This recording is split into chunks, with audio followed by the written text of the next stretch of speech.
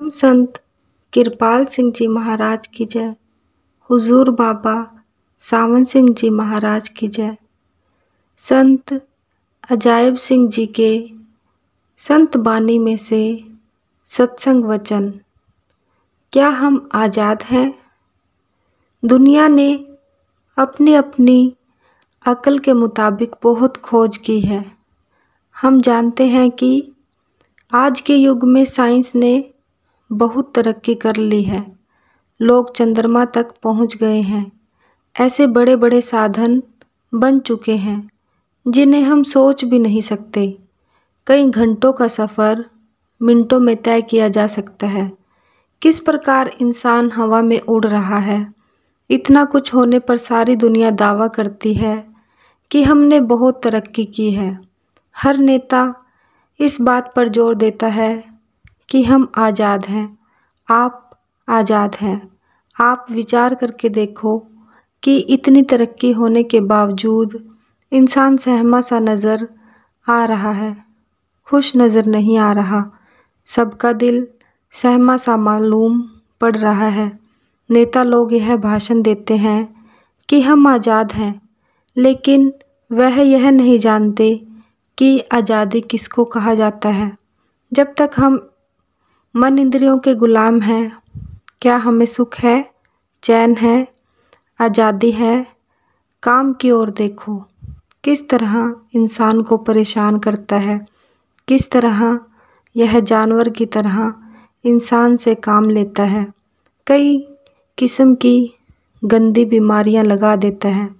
बचपन में काम के वश होकर की गई गलतियों की वजह से इंसान बुढ़ापे में भी पछताता है। गुरु अर्जुन देव जी महाराज कहते हैं, हे कामिनी नरक विश्रामनी वह जोनी भरवा मावना।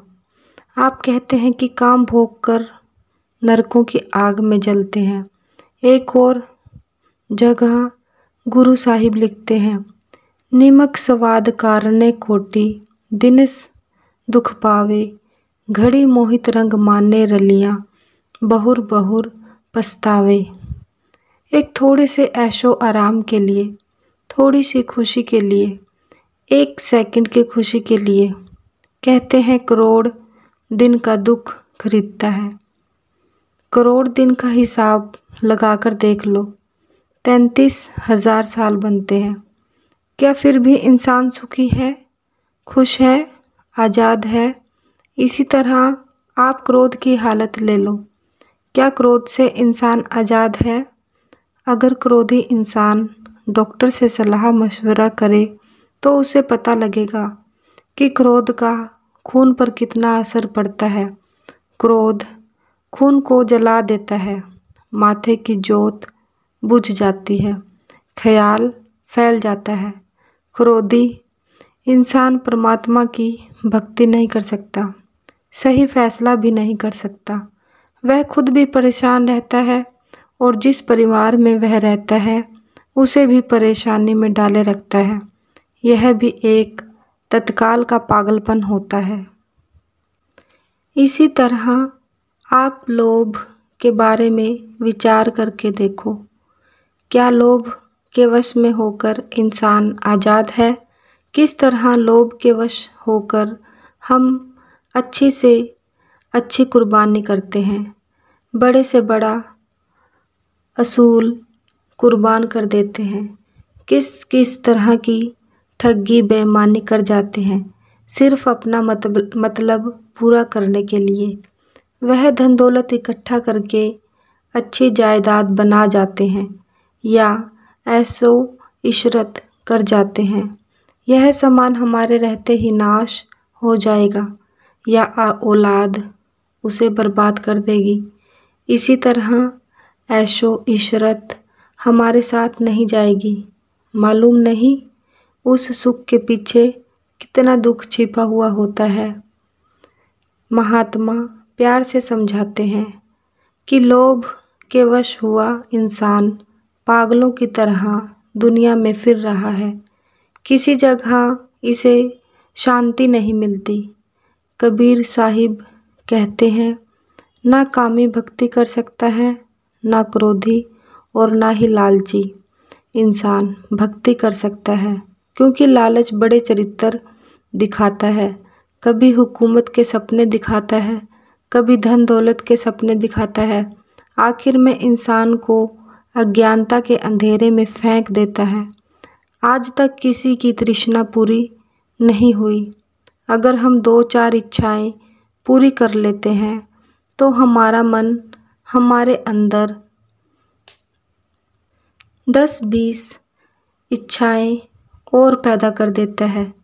गुरु नानक साहिब फरमाते हैं, लोभी जंत न जाने, अभक अभक सब खाई। लोभी इंसान पागल कुत्ते की तरह घूमता रहता है, उसे अपना ना पराया एक ही दिखता है। इसलिए गुरु नानक साहिब कहते हैं, लोभी का बसा न कीजे, जे का पार बसाओ। अंतकाल तिथे दोह है, जिथे हाथ न पाए। आप कहते हैं कि लोभी के पास बैठना भी नहीं चाहिए। लोभ को अंदर जगह देने का तो सवाल ही पैदा नहीं होता। इसलिए महात्मा हमें समझाते हैं कि हम आज़ाद नहीं हैं। यह ठंडे दिल से सोचने वाला मसला है कि अगर हम आज़ाद होते तो क्या शांत ना होते। जब तक हम मन इंद्रियों के घाट पर बैठे हैं तब तक हम आज़ाद नहीं हैं। हमारी आत्मा पर 3 पर्दे हैं, तो क्या यह आज़ादी है? पहले हमारी आत्मा के ऊपर स्थूल पर्दा है, यहाँ स्थूल माया है, भ्रम यहाँ पर गुप्त है।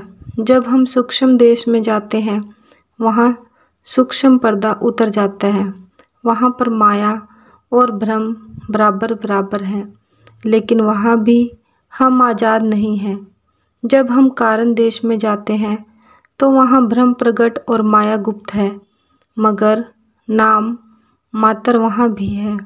वहाँ पर कारण मन हमें धोखा देने के लिए सोच रहा होता है। सूक्ष्म कारण इंद्रियाँ वहाँ भी हमें परेशान करती हैं। इसलिए महात्मा हमें समझाते हैं कि वहाँ पर पहुंचकर भी हम आज़ाद नहीं हैं। हमें आज़ादी कब प्राप्त होती है? जब हम इससे ऊपर चले जाते हैं, जब हमारी आत्मा 10वें द्वार पर पहुंचती है, तब यह आज़ाद हो जाती है। तब इसे मालूम होता है कि ना मैं औरत हूँ, ना मैं मर्द हूँ, ना मैं गोरी हूँ, ना मैं काली हूँ, ना मैं हिंदुस्तान के रहने वाली हूँ, ना अमेरिका अफ्रीका के रहने वाली हूँ, क्योंकि परमात्मा हर जगह मौजूद है। इसी तरह हमारी आत्मा किसी खास मुल्क का तोता नहीं है, ना ही किसी खास समाज की रहने वाली है। अपने अपने कर्मों के अनुसार जहाँ पर आत्मा का जो कर्म उसका लेन देन होता है, वहाँ पर इसको जन्म लेना पड़ता है और वहाँ पर इसे कर्म भोगना पड़ता है, चाहे वह अच्छा हो या बुरा हो। तो किस समय इसे मालूम पड़ता है कि मैं आज़ाद हूँ? आत्मा आज़ाद उसी समय हो सकती है जब वह स्थूल और कारण पिंजरों से ऊपर चली जाती है। आज हर नेता यह तो कह रहा है कि हम आज़ाद हैं, लेकिन आत्मा की आज़ादी के बारे में कभी किसी ने प्रचार नहीं किया। आत्मा के बिना ना इस शरीर की शोभा है, ना किसी समाज की। जब तक आत्मा इस शरीर में है तब तक सब हमारा स्वागत करते हैं, हमसे प्यार करते हैं, और जब आत्मा इस शरीर से निकल जाती है तो कोई इसे पूछता भी नहीं। पत्नी सारी उम्र पति का साथ देती है और पति सारी उम्र पत्नी का साथ देता है, मगर जब आत्मा इस शरीर से निकल जाती है उस समय कोई किसी का साथ नहीं रह जाता। उस समय सब यही सलाह देते हैं कि इस शरीर को जल्दी से जल्दी संस्कार कर देना चाहिए, कहीं बच्चे भूखे ना रह जाएं। इसलिए महात्मा समझाते हैं, जगत में झूठी देखी प्रीत, अपने ही हित स्यों, सब लागे क्या दारा क्या मीत। मेरो मेरो सबो कहत है, हित स्यो बांधियो चीत, अंतकाल संगी न कोई यह अजरत है रीत। आप कहते हैं कि अंत समय कोई हमारा साथी नहीं, संगी नहीं। महाराज सावन सिंह जी कहा करते थे, जिस देह में हम बैठे हैं यह पराया मकान है, किराए का मकान है। इसने भी हमारा साथ नहीं देना है। आत्मा को यह शरीर चलाने के लिए इस संसार में भेजा गया है। इसलिए महात्मा कहते हैं कि हम शरीर नहीं आत्मा हैं। इसलिए महात्मा हमें प्यार से समझाते हैं कि हम इतनी तरक्की करने के बावजूद और इतना सब कुछ होने के बावजूद भी खुश नहीं हैं, तो फिर कौन सी चीज़ हमें खुश कर सकती है। इस पर सोच विचार करके संत महात्मा ने इस बात को हल करने के लिए बहुत सारे ग्रंथ लिख दिए हैं। जब हम उन ग्रंथों को पढ़ते हैं तब हमें मालूम होता है कि इन ग्रंथों से आत्मा को आज़ाद करने का और परमात्मा को मिलने का साधन और तरीका लिखा हुआ है। कौन लोग परमात्मा को मिल सकते हैं? कल रात भी मैंने सत्संग में बताया था कि संत अजायब सिंह जी फरमाते हैं कि कल रात भी मैंने सत्संग में बताया था कि परमात्मा को हमने देखा नहीं है, क्योंकि उसका कोई रूप नहीं है, रंग नहीं, रेख नहीं, भेख नहीं, तो हम किस तरह उससे मिल सकते हैं? किस तरह हम उससे प्यार कर सकते हैं? हमारे लिए सिर्फ दो ही चीज़ें पूजा के काबिल हैं, एक परमात्मा और दूसरा गुरु। गुरु को हमने देखा है और गुरु ही आकर हमें बताता है कि मैं इस स्वरूप में तुम्हारे अंदर बैठा हूँ, तुम अंदर आओ, मैं तुम्हें तुम्हारे देश ले चलता हूँ। मैं पहले भी बता चुका हूँ कि ऐसे महात्मा को लोग नहीं बनाया करते। ऐसा नहीं है कि एक गधे को 10-20 लोग यह कहने लग जाएं कि यह हाथी है तो वह हाथी बन जाएगा। अगर एक हाथी को 10-20 लोग गधा कहने लग जाएं तो वह गधा नहीं बन जाएगा। बाबा बिशनदास जी कहा करते थे कि अगर तुम 10 गधों की बिल्टी बनाकर विलायत भेज दो और सोचो कि वह वहाँ पहुंचकर हाथी निकलेंगे, तो ऐसा नहीं हो सकता। वहाँ भी वह गधे ही निकलेंगे। इस तरह अगर हम शब्द नाम की कमाई ना करें तो बेशक 10-20 लोग हमें महात्मा कहने लग जाएं, लेकिन हम महात्मा कभी भी नहीं बन सकेंगे। हम जो कुछ हैं वही रहेंगे। पलटू साहिब कहते हैं, जिसके साथ 10-20 हैं तिसका नाम महंत। जिसके साथ कुछ लोग मिल जाते हैं, आजकल लोग उसे महंत कह देते हैं, लेकिन महात्मा प्यार से हमें समझाते हैं कि जो पूरे महात्मा हैं, परमात्मा उनको खुद संसार में भेजता है। यहाँ आकर चाहे वह अमीरी में जन्म ले या गरीबी में, उन पर कोई असर नहीं पड़ता। वह जिस मकसद के लिए आए होते हैं वह वही काम करते हैं। वह अपनी ज़िंदगी में अभ्यास करते हैं। वह अभ्यास क्यों करते हैं? वह अभ्यास लोगों को डेमोन्स्ट्रेशन उदाहरण देने के लिए करते हैं। कबीर साहिब कुल मालिक थे। वह पहले संत थे जो कभी भी इंसानी जामे से नीचे नहीं गए। उन्होंने भी यहाँ आकर कमाई की, भूख प्यास को सहन किया। आप अपनी वाणी में लिखते हैं, सुखिया सब संसार है खाए और सोए, दुखिया दास कबीर है जागे और रोए। आप कहते हैं कि मैं सारी रात जागता हूँ और परमात्मा की याद में रोता हूँ। मैं अक्सर कहा करता हूँ कि आप उस समय तक मत सो जब तक आपका प्यारा आपको दिलासा ना दे देवे। आपका प्यारा आपके अंदर नाम शब्द रूप होकर बैठा है, वह आपके इंतज़ार में है। संत महात्मा कीमती हीरे होते हैं, कीमती रतन होते हैं। हम दिन रात अपनी तरक्की के बारे में, अपने कारोबार के बारे में सोच रहे हैं और मेहनत भी कर रहे हैं, लेकिन जो कीमती वस्तु है उसकी किसी भाग्यशाली को तलाश होती है, और जिसको तलाश है उसे ही मालूम है कि वह किस तरह दिन रात तड़पता है, किस तरह उसे ढूंढने के लिए इधर उधर भटकता है। आप महाराज सावन सिंह जी के बारे में पढ़कर देखें, आपको पता लगेगा कि किस तरह उन्होंने खोज की। मुझे सावन सिंह जी महाराज के चरणों में बैठने का काफ़ी मौका मिला है। मैंने कई बार उन्हें यह कहते हुए सुना है, मैंने 22 साल तक खोज की, कोई ऐसी सभा या समाज नहीं था जहाँ मैं नहीं गया। भाइयों से मिला, पंडितों से मिला, काजी पादरी सबसे मिला, लेकिन कोई भी पूरा तसल्ली बख्श जवाब नहीं दे सका।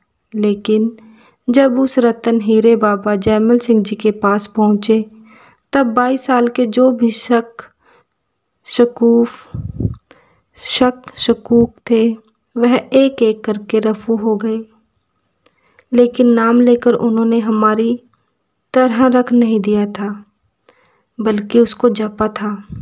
मैं बताया करता हूँ कि गुरु नाम जपने के लिए देता है, रखने के लिए नहीं। हम क्या करते हैं कि दवाई लाकर आते हैं और आले में रख देते हैं और दोष डॉक्टर को देते हैं। महात्मा कहते हैं कि आप कमाई करके देखो, अगर फिर फ़ायदा ना हो तो हमें बताओ। मेरे पास अक्सर कई प्रेमियों के पत्र आते हैं। उनकी मांगे तो बहुत होती हैं, मगर साथ में यह भी लिखा होता है कि भजन तो हम कर नहीं सकते। आप कहोगे कि भजन करो। अब आप सोचकर देख लो कि संत तो आपकी वही दवाई देंगे जिससे आपको फ़ायदा पहुँचे। भजन सिमरन दया को प्राप्त करने का साधन है, तरीका है। अगर हमें अच्छी खेती करनी है तो ज़मीन को तैयार करना पड़ेगा, समय सिर पानी देना पड़ेगा, खाद डालनी पड़ेगी, बीज डालनी पड़ेगी। इसी तरह अगर हम दया प्राप्त करना चाहते हैं तो हमें अपने आप को तैयार करना पड़ेगा। आपका गुरु आपसे दूर नहीं है, वह तो हमेशा आपके साथ रहता है। जिस तरह आपका साया आपके साथ नहीं छोड़ता, उसी तरह आपका गुरु आपके साथ नहीं छोड़ता। लेकिन जो दवाई गुरु ने हमें दी है वह हम खा नहीं रहे, और जो परहेज उसने बताए हैं वह हम कर नहीं रहे, तो फिर किस तरह से कामयाब हो सकते हैं। तो स्वामी जी महाराज का शब्द आपके आगे रखा जा रहा है। वह कहते हैं कि किस वस्तु को खोजना है, किससे आपकी तरक्की होगी। इस संसार में कौन सा हीरा है? वह हीरा गुरु है। क्यों हीरा है? वह हीरा नाम को कहा गया है। वह हीरा उनमें प्रकट होता है, उनको नाम का भंडारी बनाकर दुनिया में भेजा जाता है। सतगुरु खोजो री प्यारी, जगत में दुर्लभ रत्न यही, जिन पर मेहर दया गुरु की, उनको दरस दई। अगर हमारे अंदर सच्ची तड़प है, सच्ची बिरहा है, परमात्मा परम पिता कृपाल कहा करते थे, भूखों को रोटी, प्यासे को पानी कुदरत का असूल है, ज़रूर मिलता है। मेरा जाति तजुर्बा है कि मैं परम पिता कृपाल को जानता नहीं था, और ना ही मैं कभी उनके किसी सेवक से मिला था, क्योंकि मैं एक जगह ज़मीन में बैठकर अभ्यास किया करता था। मेरे पास 2 शब्द का भेद था। यह अभ्यास मैंने 17 साल तक किया। पहले उस जगह पर छत भी नहीं हुआ करती थी, सिर्फ ज़मीन में एक खड्डा सा खोदा हुआ था। जो लोग उस समय मुझसे मिलते थे वह आज भी जिंदा हैं। वह जानते हैं कि वह किस तरह की तपस्या थी, किस तरह की मेहनत थी। उस समय मेरे दिल में क्या था? यही कि हे परमात्मा, मैंने तुझे देखा नहीं है और ना ही मैं तुझे जानता हूँ, लेकिन मेरे दिल में तड़प है। क्या तू मेरी तड़प को बुझाएगा? क्या तू मेरी प्यास को बुझाएगा?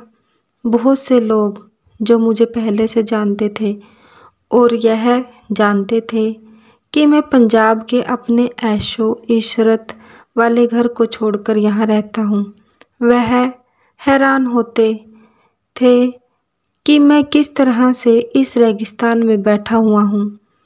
अब जब प्रेमी लोग 16 PCS के आश्रम में जाते हैं, उन्हें पीने के लिए पानी मिलता है, देखने के लिए बाग मिलता है, उन्हें इतना रेता मिट्टी नहीं झेलना पड़ता। लेकिन जहाँ पर बैठकर मैंने अभ्यास किया, वहाँ पर बहुत रेत उड़ती थी और पीने का पानी बहुत कम मिलता था। भगत नामदेव जी किसी समय में उस इलाके में गए थे। आपने अपनी वाणी में उस इलाके के बारे में लिखा है, मारवाड़ में जैसे नीर वाल्हा त्यों नामे मन बिठल्ला। कहते हैं कि जिस तरह से राजस्थान के इस बीकानेर इलाके में लोगों को पानी के साथ प्यार है, उतना प्यार मुझे अपने परमात्मा से है। उस समय में उस इलाके में यह कहावत थी, अगर किसी ने वहाँ के मूल निवासी को राम राम कहना तो उसने कहना कि हाँ, तुझे प्यास लगी होगी, इसीलिए राम राम कहता है। अगर प्यास लगी है तो पानी आंखों से निकाल कर पी लो। मैं खुद सिर्फ 2 किलो पानी से पूरा दिन गुजारा किया करता था। उसी पानी में से कपड़ा भिगोकर जिस्म साफ कर लिया करता था और उसी में से पीने का गुजारा किया करता था, क्योंकि वहाँ पर 20 मील से नज़दीक पानी नहीं था और वह भी पैसों से मिलता था। और दूसरी तरफ पंजाब में मेरे पिता ने मेरे लिए हर तरह का इंतज़ाम कर रखा था। दुनिया की कोई भी ऐसी सहूलियत नहीं थी जो मुझे देने के लिए उन्होंने कोशिश नहीं की थी, लेकिन मेरे दिल में परमात्मा के लिए तड़प थी। जब मेरे माता पिता मुझे समझाया करते थे कि बेटे ज़मीन पर मत सो, तेरे लिए यह बिस्तर है, लेकिन मैं कहा करता था कि यह मेरे बस की बात नहीं, मुझे कोई रोग लगा हुआ है। अगर कोई उस रोग को दूर करने वाला वैद्य मिल जाए तो मैं ठीक हो सकता हूँ। जब गुरु नानक से उनकी माता ने पूछा था कि बेटे, जिस नाम की तुम तारीफ़ करते हो, क्या उस नाम को तुम घर पर रह कर नहीं जप सकते? तुम इतने उदास परेशान क्यों रहते हो? तब गुरु नानक रो पड़े थे और कहने लगे कि माता, सच्चा नाम कहना बड़ा मुश्किल है। वैद्य बुलाया गया। वैद्य को कहा कि तुम इसे अच्छी तरह से देखो कि कहीं इसे कोई भूत प्रेत तो नहीं लगा हुआ, इसकी कोई बीमारी तो ढूंढ। तब गुरु नानक साहिब अपना दर्द बयान करते हैं। वैद्य बुलाया वैदगी, पकड़ ढोले वहाँ, भोला वैद्य न जानई, करक कलेजे महा। तो कहते हैं कि वैद्य को बुलाया, उसने नब्ज देखी, वो रोग की पहचान करने लगा, लेकिन उसे क्या मालूम कि जो दिल का दर्द है वह कहाँ है। मैं अक्सर कहा करता हूँ, मेरे जिड्डा होवे दुखी ओसनु सुनावा दुख, सदा सुखी रहे ओसनु दुख की पछान की। खुसरे की जान दे ने मैथुन दे सवात ताई, हाफिज़ा विचारिया ने पढ़ना कुरान की। अंधा क्या कुरान पढ़ लेगा, खुसरों को क्या मालूम है गृहस्थ के आनंद का। इसी तरह जिसको गुरु का बिछोड़ा है, परमात्मा का बिछोड़ा है, उस दुख का उसी को पता है, दूसरे को क्या पता है। जो अपने मित्र से, अपने दोस्त से बिछड़ा होता है, उसी को बिछोड़े का ज्ञान होता है। बाकी हम लोग क्या करते हैं, बातें तो हम सारे ही कर लेते हैं, पता उन्हें लगता है जिन्हें लगी होती है, जिनके दिल को लगी होती है। वह अमीरी को लात मार जाते हैं, वह लोगों की जायदादों के पीछे नहीं भागे फिरते।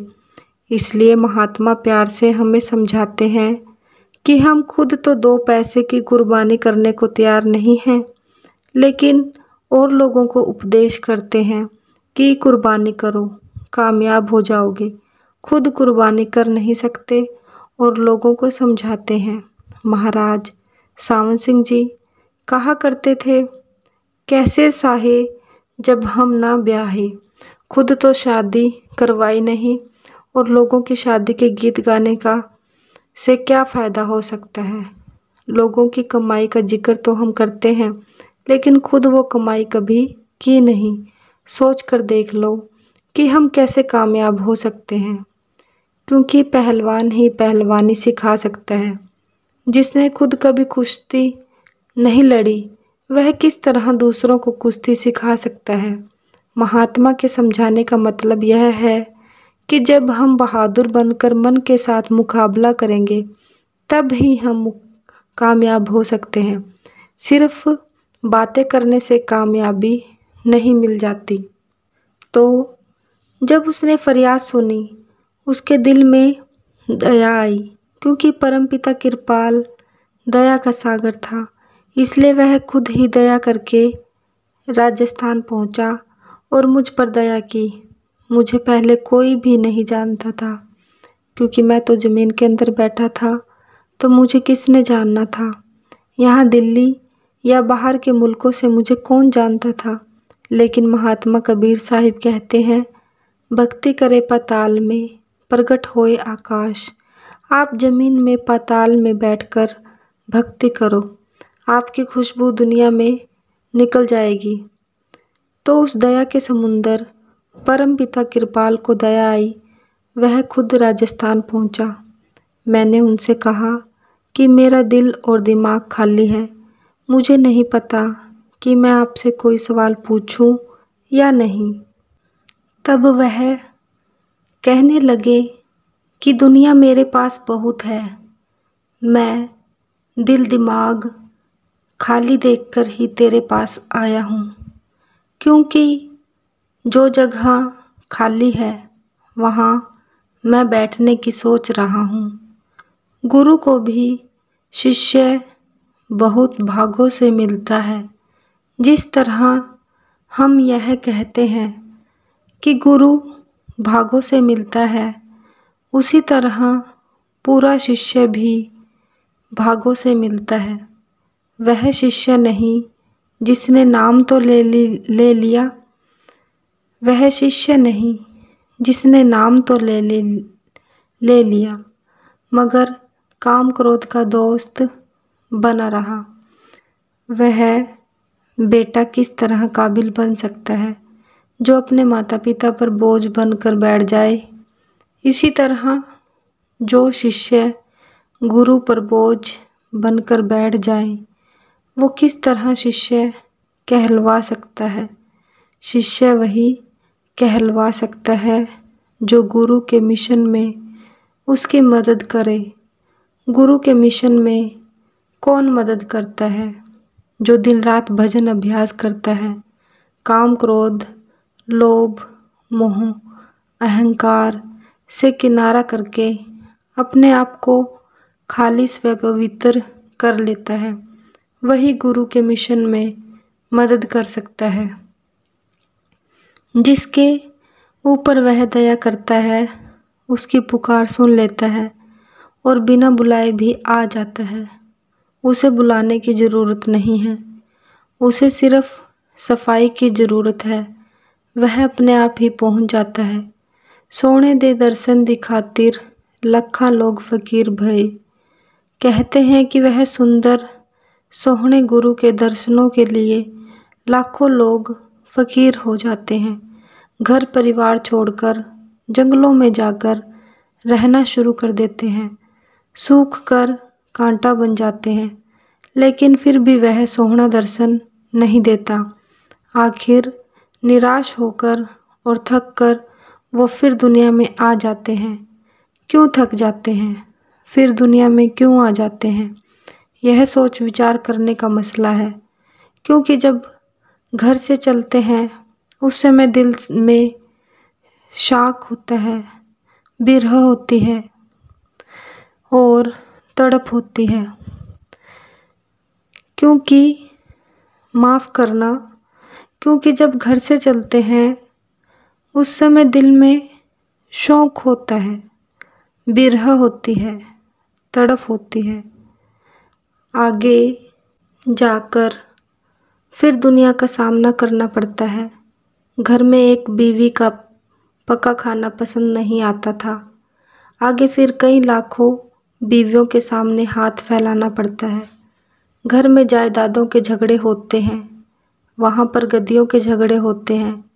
घर में बच्चों का फिक्र होता है, वहाँ चैलों का फिक्र बन जाता। आखिर में दिल थक जाता है, परेशान हो जाता है। ना वो दुनिया के रहे और ना ही वो साधुगिरी में कामयाब हो सकते हैं। इसलिए महात्मा हमें प्यार से समझाते हैं कि आप अंदर बिरह बनाओ, तड़प बनाओ, फिर उसे बुलाने की ज़रूरत नहीं, वह खुद ही आकर आपके पास आ जाएगा। क्या बाबा जयमल सिंह जी महाराज सावन सिंह जी के पास खुद चलकर नहीं गए थे? क्या कबीर साहब धर्मदास के पास नहीं गए थे? बेशक वह पत्थर पूजते थे। क्या महाराज सावन सिंह जी महाराज कृपाल के पास खुद नहीं गए थे? वह तो उनके अंदर ही आने लग गए थे।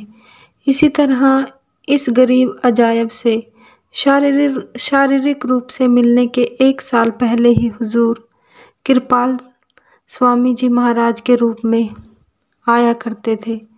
मैंने अक्सर यह कहानी बताई है कि एक प्रेमी जिसका नाम हरनाम सिंह था और जो हरिजन जाति से था, उसने परम पिता कृपाल के अबोहर में कार में जाते हुए दर्शन किए थे।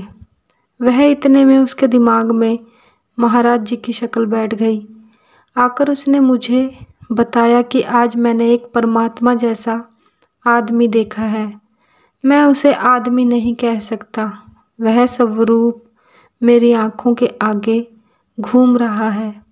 वह शराब, बीड़ियाँ वगैरह पिया करता था, लेकिन उस दिन उसने बिना सत्संग सुने शराब, बीड़ियाँ वगैरह पीना छोड़ दिया। लगभग 1 साल बाद जब वह मेरे खेत में और मजदूरी के साथ काम कर रहा था, उस समय वह मामूली सा बेहोश हुआ। मैंने उसका सिर अपनी गोद में रखा और पूछा कि हरनाम सिंह क्या हुआ? वह कहने लगा कि वह सोना आदमी जिसे मैंने अबोहर में देखा था, वह हवाई जहाज लेकर आ गया है और वह मुझे अपने साथ ले जा रहा है और 1 साल बाद वह यहाँ पर आएगा। जब आसमान में बादल छा जाते हैं तो हमेशा आशा बंध जाती है कि अब बारिश ज़रूर होगी। तो कहने का भाव यह है कि अगर आप में तड़प है तो वह खुद ही आ जाएगा, उसे बुलाने की ज़रूरत नहीं। क्या वह नहीं जानता कि मेरे लिए कौन बैठा है, कौन मेरी याद मना रहा है? वह परमात्मा बेइंसाफ नहीं है। महाराज सावन सिंह जी कहा करते थे कि जिसके दरवाजे पर बैल बंधा हुआ है उसके मालिक को चिंता है कि मैंने इस बैल को धूप से छाँव में ले जाना है, इसे कब पानी पिलाना है, इसे कब चारा डालना है वगैरह। इसी तरह हम भी अपना दिल उस तरह का बना लेवें, परमात्मा के दरवाजे पर बैठ जाएं, गुरु की याद में बैठ जाएं, वह खुद ही हमारे पास आ जाएगा। वह बेइंसाफ नहीं है, वह हमारे प्यार का भूखा है और वह हमारे प्यार की कदर जानता है। दर्श पाए सतलोक सिघारी, सतनाम पद कीन सही। सतगुरु ਨੂੰ सब कोई देखदा जिथा है संसार। डिठ्या मुक्त न होवी जिच्चर शब्द न घरे प्यार। आप कहते हैं कि सारी दुनिया उसको देखती है, उसके थोड़े से दर्शनों के लिए हर कोई तरसता है, क्योंकि दर्शनी से बहुत फ़र्क पड़ता है, दर्शनों से ही बहुत फ़र्क पड़ता है। सज्जन मुख अनूप अठे पहर निहालसा, फिरदा है कित्थे हाल जे डिट्ठा तमन धरापिया। कहते हैं गुरु इतना प्यारा होता है, इतना सुंदर होता है कि मेरा दिल करता है कि मैं सारा दिन इसे देखता रहूं। जब मुझे दर्शन नहीं होता तो मेरी हालत पागलों की तरह हो जाती है। स्वामी जी महाराज कहते हैं, मेरे गुरु का कोई स्वरूप देखे हो जावे हूर परंदरी। लोग परियों को सुंदर कहते हैं, देवताओं को सुंदर कहते हैं, लेकिन प्रेमी कहता है गुरु जैसा संसार में कोई भी सुंदर नहीं है, क्योंकि प्रीतम प्यारा होता है। जब हमारे अंदर प्यार पैदा हो जाता है तब वह हमें इंसान नज़र नहीं आता। जब परम पिता कृपाल मेरे आश्रम में आए उस समय बहुत से प्रेमी, जिनमें कुछ सत्संगी थे कुछ बेसत्संगी थे, वहाँ बैठे हुए थे। परम पिता कृपाल को देखकर उन्होंने यह कहा कि यह इंसान नहीं ज्योति है, क्योंकि संतों के रोम रोम से ज्योति निकला करती है। लेकिन आगे हमारी भावना का सवाल है, हमारी आँख का सवाल है। जाकी हो वे भावना जैसी, हर मूरत देखी तिन तैसी। संत पूरी ज्योति होते हैं और पूर्ण प्रकाश होते हैं। उनका शरीर एक प्रकाश होता है। जो इस प्रकार का दर्शन करना जानते हैं उनका सब कुछ बन जाता है। उनको उसका क्या फ़ायदा होता है? वह सतलोक से नीचे नहीं ठहरते। उनका एक पैर इस संसार में होता है और दूसरा सचखंड में। आँख खोलते हैं तो दुनिया में जुड़ जाते हैं, आँख बंद करते हैं तब अपने गुरु परमात्मा से जुड़े होते हैं। सही नाम पाया सतगुरु से, बिन सतगुरु सब जीव बही। जीव बड़े 84 भर में, खान पान मद मान लाई। हम लोग मान बड़ाई नंबरदारी के भूखे होते हैं। हमारा जहाँ ज़्यादा आदर मान हो हम वहाँ जाकर ज़्यादा खुश होते हैं। जब हम गुरु के पास जाते हैं वहाँ भी यही चाहते हैं कि हमारा आदर मान हो। घर में जोरू लड़के चाहे हमें गालियाँ देवे, भला बुरा कहें, उनमें तो हम आदर मान नहीं चाहते, लेकिन गुरु से ज़रूर मान चाहते हैं। इसलिए हम गुरु से क्या फ़ायदा उठा सकते हैं? यह जीव 84 में क्यों जाता है? खान पान मद मान लाई। कोई जुबान के चस्के में लगा हुआ है, कोई मान प्रतिष्ठा में लगा हुआ है। महाराज सावन सिंह जी कहा करते थे कि जीव इंद्री भी धर्मराज के पास पहुंचकर जीव के खिलाफ गवाही देती है कि इसने मुझ पर रखकर मांस खाया था। बाबा बिशनदास जी कहा करते थे कि अगर तुमने शराब पीनी है तो अपनी जीभ बनाओ, क्योंकि यह जीभ तो परमात्मा ने नाम जपने के लिए दी हुई है। अगर तुमने मांस खाना है तो अपना मुंह बनाओ। वह कहा करते थे कि अगर तुमने कोई भी ऐब करना है तो अपना जिस्म बनाओ, क्योंकि यह जिस्म तो परमात्मा ने अपने नाम के लिए बनाया है और वह परमात्मा खुद इसमें बैठा हुआ है। आप भी पवित्र बनो, तभी आप फ़ायदा उठा सकते हो। आप सोच कर देखो कि जितना भी हम स्वाद ले रहे हैं वह जुबान तक ही है। जुबान से नीचे गया तो मांस भी वैसा है और सब्जी भी वैसी ही है। इसलिए महात्मा हमें प्यार से समझाते हैं कि जीव 84 में किस लिए जाता है? खान पान और मदमान के लिए। मान मनी का रोग पसरिया, बड़े बने जिन मार सही। आप कहते हैं कि परमात्मा का जो दरवाज़ा है वह बहुत संकरा है, वह बहुत छोटा है, बाल के 10वें हिस्से के बराबर है, लेकिन हमारा मन हाथी बना हुआ है, वह इसमें से निकल नहीं सकता।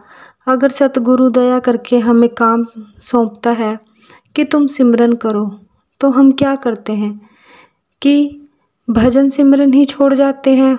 हम सोचते हैं कि अब 10-20 लोग हमें माथा टेकने लग गए हैं तो पता नहीं हम क्या बन गए हैं। लेकिन महात्मा हमें प्यार से समझाते हैं कि आप उस महात्मा की तरफ देखो कि उसकी ज़िंदगी किस तरह गुजरी थी। क्या उसने अपनी ज़िंदगी में भजन अभ्यास किया था कि नहीं? तो यह क्या है? यह रोग है मान प्रतिष्ठा का, जो कि जीव को लगा हुआ है। छोटा रहे चित्त से अंतर, शब्द माही तब सूरत गई। परमात्मा तभी दरवाज़ा खोलेगा अगर हम छोटे बनेंगे, गरीब बनेंगे। महाराज कृपाल कहा करते थे, आप अपने अंदर दीनता धारण करो, गरीबी अपनाओ, क्योंकि परमात्मा को दीनता प्यारी है। परमात्मा हर वस्तु का मालिक है, वह दाता है, तो वह किसके आगे दीन बने। यही चीज़ तो मुश्किल है। संतों को गरीबी विरासत में ही मिली हुई होती है। वह सब कुछ होते हुए भी गरीबी धारण कर लेते हैं। वह किसी कमी की वजह से गरीबी धारण नहीं करते, क्योंकि परमात्मा उनमें सब बरकतें लेकर बैठा होता है, प्रकट होता है। लेकिन फिर भी अपने आप को बहुत छोटा समझते हैं, गरीब समझते हैं, क्योंकि हमें समझाने के लिए उन्होंने नमूना अपनाया होता है। गुरु नानक साहिब की वाणी पढ़कर देख लो, अनेकों जगह आता है, नानक गरीब ढह पाया दबारे, हर मेल लयो बढ़ियाई, नानक नीच एह कहे विचार। तो गुरु नानक साहिब कहीं अपने आप को नीच कहते हैं, कहीं गरीब कहते हैं। गुरु गोबिंद सिंह जी महाराज अपने आप को दास कहते हैं। सगल दरबार को छोड़ के गया तुम्हारे द्वार, बही गहे कि लाज रख अस गोविंद दास तुम्हार।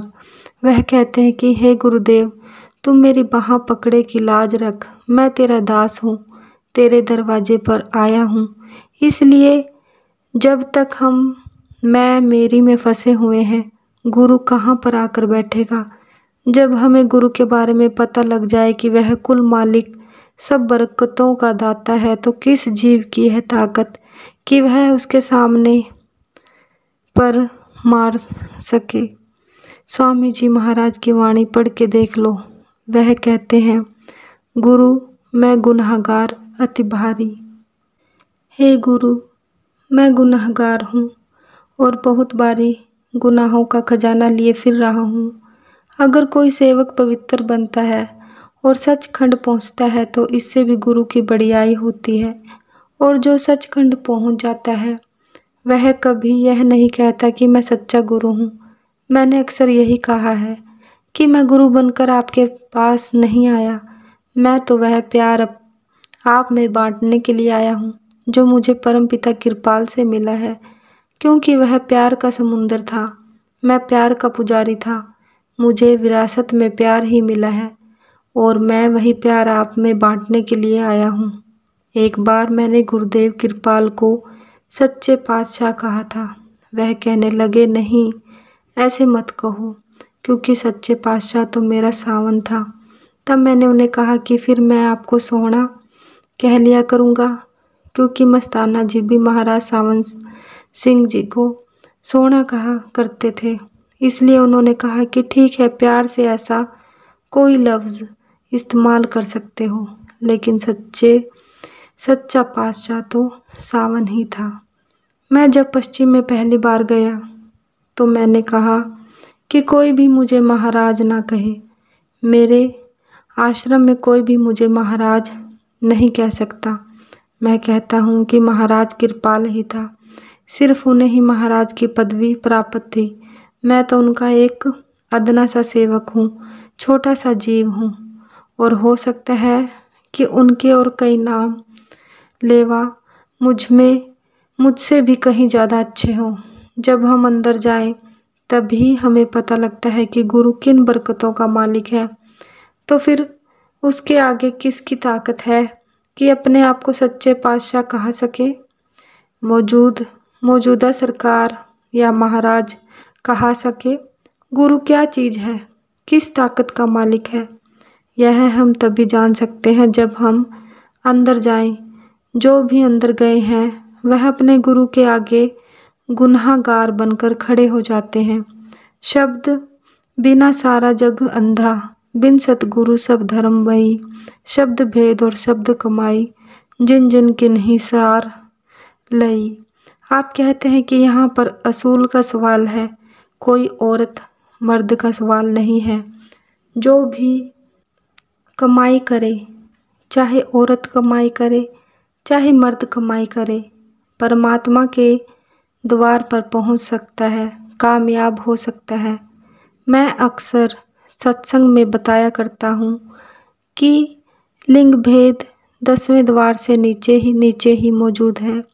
जब हम 10वें द्वार के ऊपर पहुँच जाते हैं, वहाँ पर यह आत्मा ना औरत है ना मर्द है। जो लोग यह कहते हैं कि औरत तरक्की नहीं कर सकती, वह गलत है, क्योंकि संतों की नज़र में औरत मर्द का कोई फ़र्क नहीं होता। उनकी नज़र तो आत्मा पर होती है। हिंदुस्तान में बहुत कमाई वाली औरतें हो चुकी हैं, जैसे कि मीराबाई, सहजोबाई, दयाबाई, राबिया बसरी, तो कितनी मशहूर महात्मा हुई हैं। महात्मा गार्गी जैसी भी कमाई वाली औरतें हुई हैं। राबिया बसरी ने एक जगह कहा है कि मेरे पास पानी का एक ही लोटा नरकों की आग बुझाने के लिए काफ़ी है। तो इतनी कमाई वाली औरतें हो चुकी हैं। जो लोग अंदर नहीं जाते, वह बाहर बैठकर ही बाल की खाल उधेड़ने में लगे रहते हैं और कहते हैं कि औरत को तो नाम देने का हक ही नहीं हो सकता। लेकिन यहाँ तो सवाल कमाई करने का है। औरत कमाई करे, मर्द कमाई करे, किसी देश का करे, किसी प्रांत का करे, वही कामयाब हो सकता है। जिन जिन किन्हीं सार लई, किसी ने भी कमाई की तो वह फ़ायदा उठा सकता है। शब्द रता सतगुरु पहचानो, हम यह पूरा बता दई।